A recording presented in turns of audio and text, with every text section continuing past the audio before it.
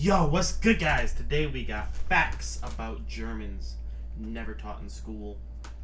Yo, let's learn about our German brethren out here. And support this guy's Patreon. Unless this video sucks, then don't.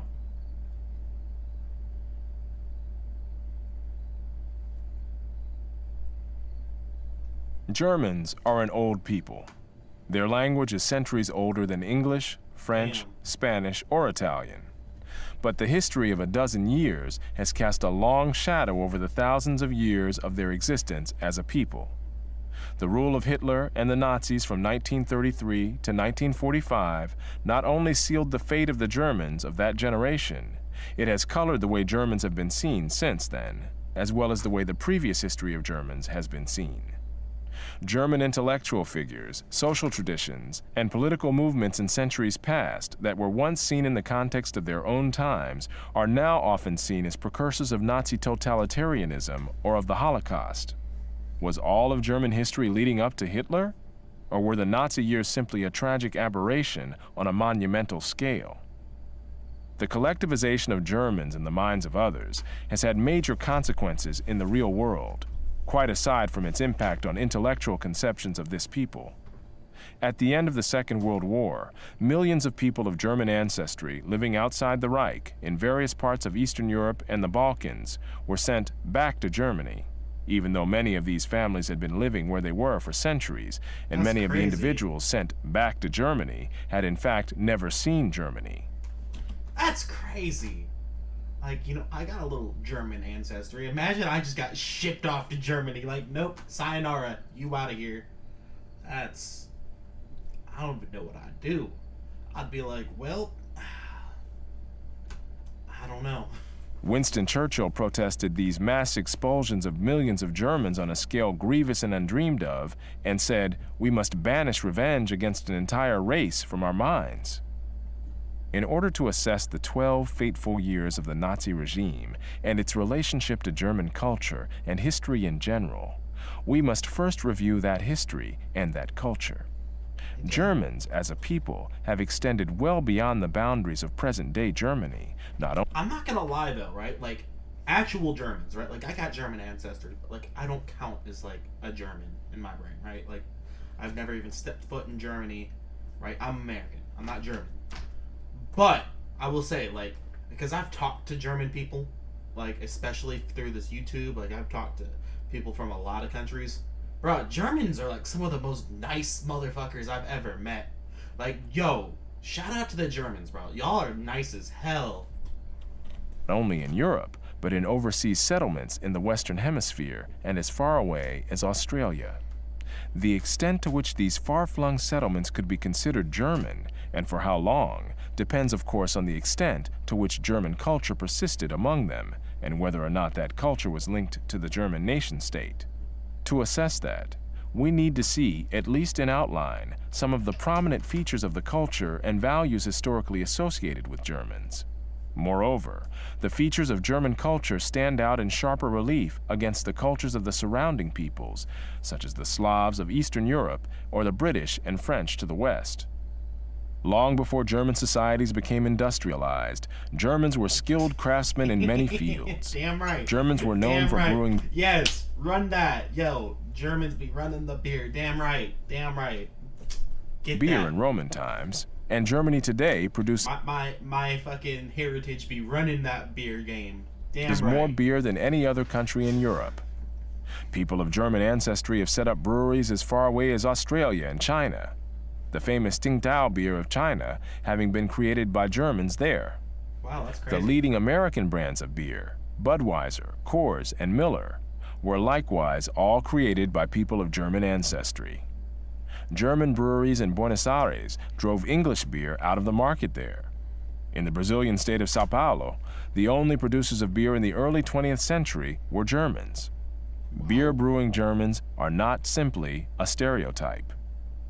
German craftsmen also pioneered in making pianos and took this skill with them to other countries. The first pianos in colonial America were built by Germans, who also led the way in building pianos in Australia, Russia, France, and England. German craftsmanship also created optical products that made such firms as Zeiss, Schneider, Rodenstock, and Voigtlander world leaders in high-quality lens production. The leading lens-making firm in the United States was founded by two German immigrants named Bausch and Lomb. Printing was another area in which Germans led the way. Gutenberg introduced printing with movable type in Europe, and centuries later, Germans set up the first printing press in the Western Hemisphere. I'm not gonna lie, I didn't realize Germans made all that shit. I don't know who I thought made all that shit. Like, low-key, I never thought about it, I guess. But like, yo, Germans make a lot of shit. God damn. When printing presses began to spread from Western Europe into East... All right, conspiracy theory time. All right, so let's bet. I bet you that like a bunch of German dudes, right? We got all drunk, right? And then we were like, yo, what if we made this thing where like we press the button and it writes a letter? That's my conspiracy theory. Y'all can correct me, but I'm not gonna believe you. I want to believe that. Eastern Europe. They spread first into German enclaves in the East, because here were concentrated people who could read. Germans also pioneered in map making. The name America was given to the Western Hemisphere by a German map maker. Damn. Mining was another area. Hey yo, why don't Germans use that more as like when they're arguing with Americans, right? Y'all should be like, bitch, we named you. Shut up. Like, low key. Well, I guess we're the United States of America, but still, like you'd be like, bitch, we named your continent. Fuck off. In which Germans became renowned as far back as the 16th century. Copper mines in Britain were opened up by Germans, as were silver mines in Mexico, Spain, and Norway, in addition to the German mining communities in the Balkans already noted. German craftsmanship in metal created the first armor and swords manufactured in Mexico, as well as the renowned Kentucky rifle, which was in fact made by Germans in Pennsylvania. For thousands of years, Germans... Time out. Why is it called the Kentucky rifle if it's made by Germans in Pennsylvania? I want context. Why? Why is it the Pennsylvania rifle? Or why not the German rifle? Or what does Kentucky have to do with this? I must know. Excelled in military operations. Rocco, bro. German generals held positions of high command in the Roman legions, as they would in... I wish I could take the camera off there just to show y'all my dog sleeping nuts right out on my bed like a straight human. That's funny. In later centuries, command armies in Tsarist Russia, in South America, and in the United States from the Revolutionary War of 1776 to the two world wars of the 20th century, in both of which the U.S. Army was commanded by generals of German ancestry, Pershing and Eisenhower, respectively. German commanders of American military forces in the Second World War also included Admiral Chester Nimitz, who commanded the Pacific Fleet, and General Karl Spaatz, whose bombers reduced much of Germany to rubble. In both world wars, the armies of Germany inflicted far more casualties on opposing forces than the Germans sustained themselves. During the Middle Ages, the Teutonic Knights conquered Prussia, which became the heartland of German military prowess for centuries to come.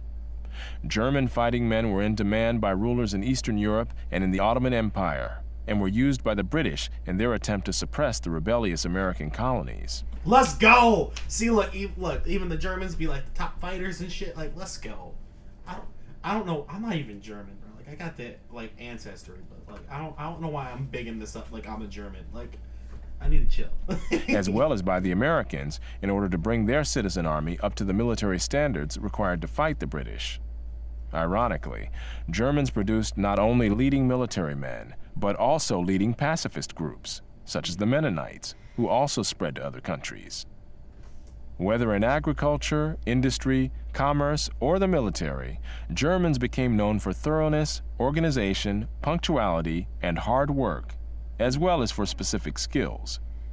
Other countries not only welcomed German immigrants, but some actively recruited them, and in some cases subsidized their travel.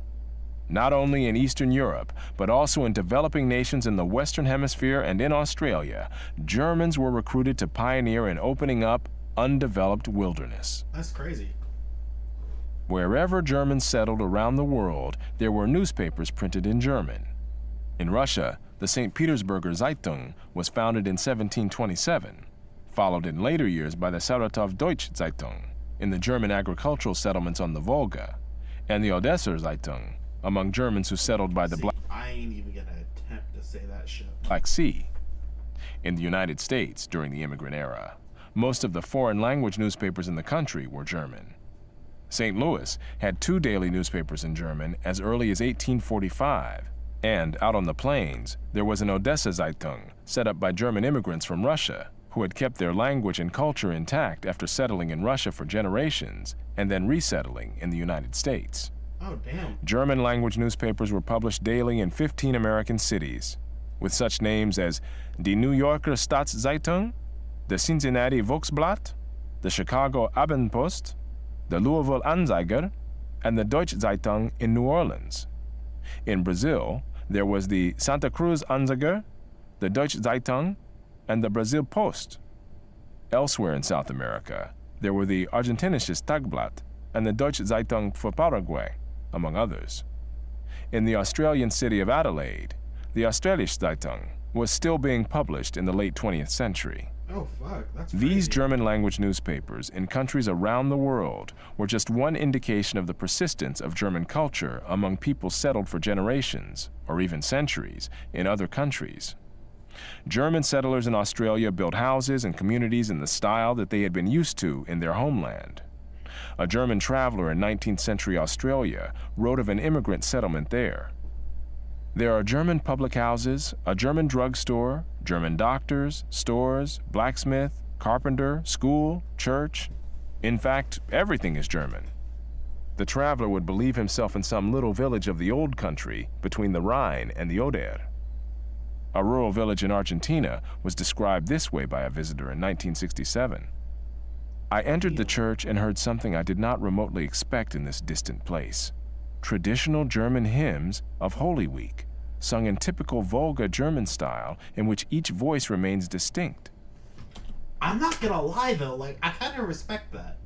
Like, y'all move and like, you're like, nope, I ain't changing nothing. Nope, you know what? I might be on different land. I'm building me a little German town. I don't give a... I low key, I respect it though. Like, you gotta respect that. I looked around. Men, women, and children were in their Sunday dress. Some of the women wore scarves. Beneath them were faces like those of the country people in Germany. In front of the nave, the minister was preaching in common German to the parishioners. It was difficult to believe that I was in Latin America, that the ancestors of these people had left Germany for Russia 200 years ago. That's crazy. This cultural 200 years and they still got like mini Germany actors. That's insane.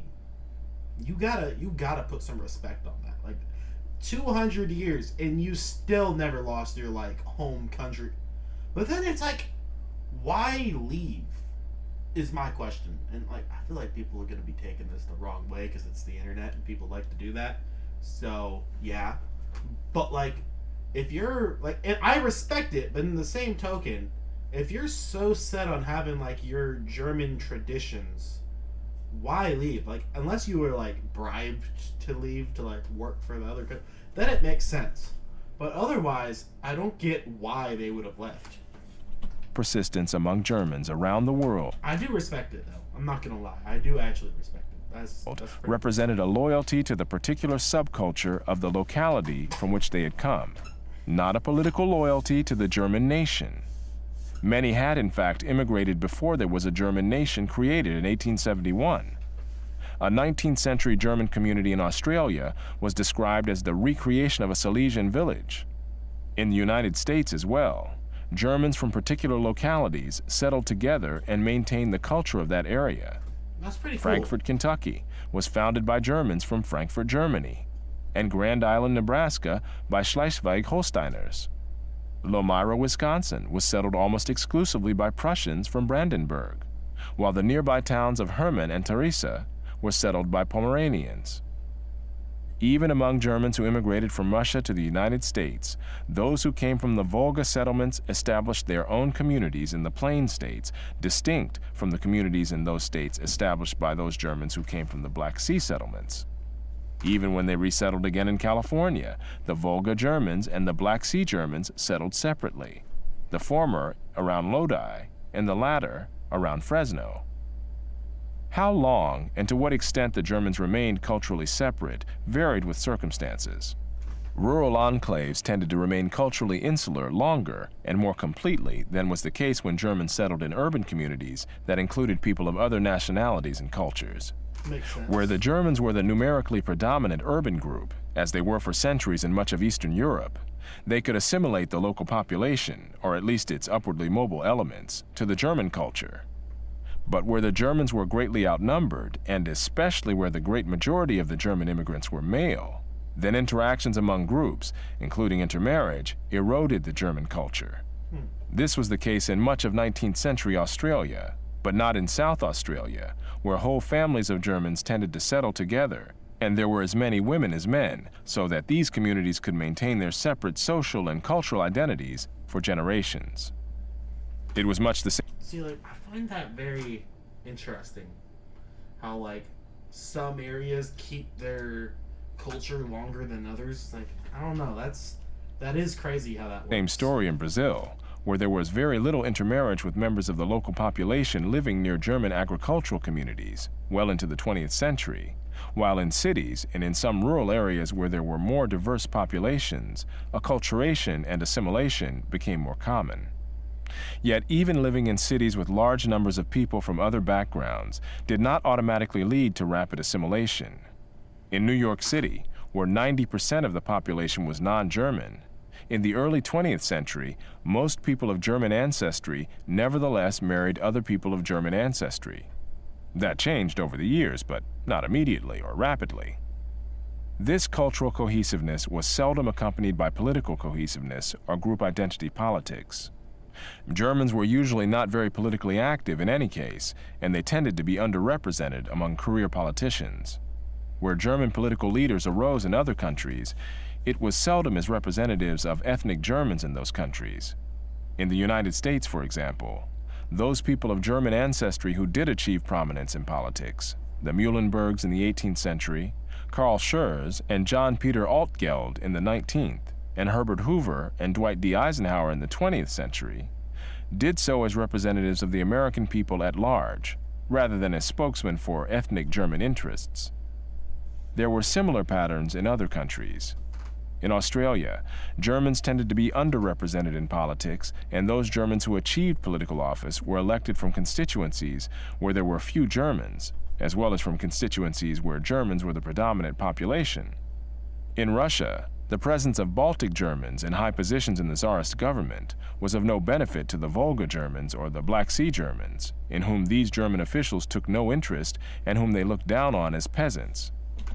See, that's crazy to me, right? Because, like, I don't know, like, you'd think, I guess it's just you don't understand it, but it's like, to me, it's like, I'd think, let's say a bunch of Americans traveled abroad and then, you know, we're a social force and I become a politician or some shit in an alternate life, right? Like, I'd be looking out for my people. Like, I'd be looking out for my other Americans. I'd be like, hey, of course I'm going to watch out for my people. You come from the same place I come from. You probably have a lot more in common.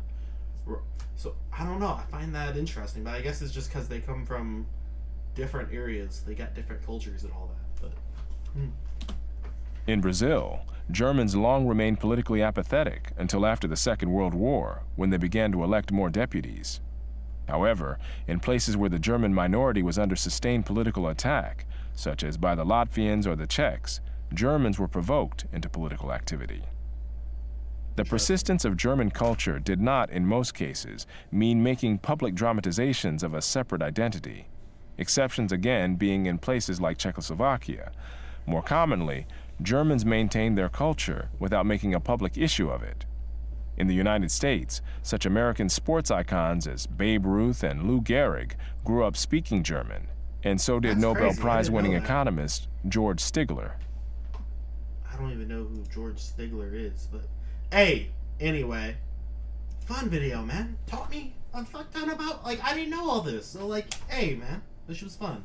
Anyway, give me a fat ass like, comment, subscribe, ring the bell, click all. You know how YouTube works, and I'm out. Bye.